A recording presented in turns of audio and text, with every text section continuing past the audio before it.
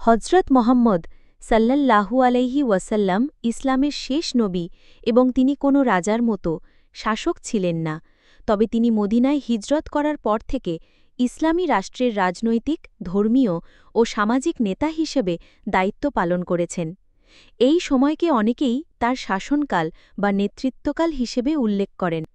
এই সময়েই ইসলামের বিস্তার, কুরআন শরীফের অবতরণ এবং মুসলিম সমাজ গঠনের গুরুত্বপূর্ণ কাজগুলো সম্পন্ন হয়। হজরত মোহাম্মদ সাল্লাল্লাহু আলাইহি ওয়াসাল্লাম বিভিন্ন রাষ্ট্রপ্রধানদের কাছে চিঠি পাঠান, যাতে তারা ইসলাম গ্রহণ করেন। এদের মধ্যে একজন ছিলেন বাইজেন্টাইন সম্রাট হারাক্লিয়াস। চিঠিটি ছিল আরবি ভাষায়, তাতে শিরমোহরের মাধ্যমে ঘোষণা ছিল। চিঠিটি নিয়ে গিয়েছিলেন সাহাবী হজরত বিহিয় আল কলবিরাহা। চিঠির সারমর্ম অনুবাদ: আল্লাহর রাসূল মুহাম্মদ থেকে রোমানদের মহান সম্রাট হিরাক্লিয়াসের উদ্দেশ্যে, ইসলামের দাওয়াত তোমার কাছে পৌঁছাচ্ছে। ইসলাম গ্রহণ করো, নিরাপদে থাকো।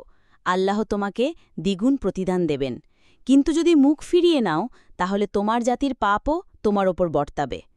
সম্রাট হারাক্লিয়াসের প্রতিক্রিয়া: দিহরা চিঠি পৌঁছে দিলে হারাক্লিয়াস সেটি খুব যত্ন সহকারে গ্রহণ করেন। তিনি তখন সিরিয়ার হিমস শহরে অবস্থান করছিলেন। তিনি পণ্ডিতদের ও প্যাট্রিয়ার্কদের ডেকে পাঠান এবং ইসলাম সম্পর্কে আলোচনা করেন।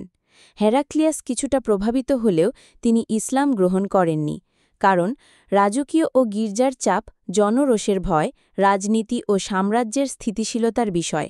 ঐতিহাসিক গুরুত্ব: এটি ছিল ইসলামের আন্তর্জাতিক পরিচিতি ও প্রসারের এক গুরুত্বপূর্ণ পদক্ষেপ।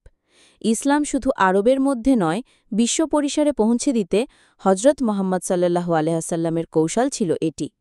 এই সময়ের পরই রোমান ও পারস্য উভয় সাম্রাজ্যের সাথে মুসলিমদের সম্পর্ক, সংঘাত ও জয়-পরাজয়ের ইতিহাস শুরু হয়।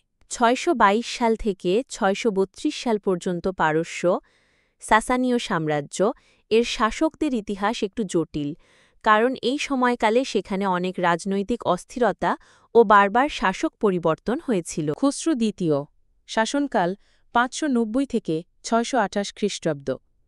সবচেয়ে শক্তিশালী ও পরিচিত সাসানীয় রাজা। তিনি বাইজেন্টাইন সম্রাট হারাক্লিয়াসের সঙ্গে দীর্ঘ ও ব্যয়বহুল যুদ্ধ করেন। অবশেষে নিজের সেনাবাহিনী ও পুত্রদের বিদ্রোহে ৬২৮ সালে তাকে হত্যা করা হয়।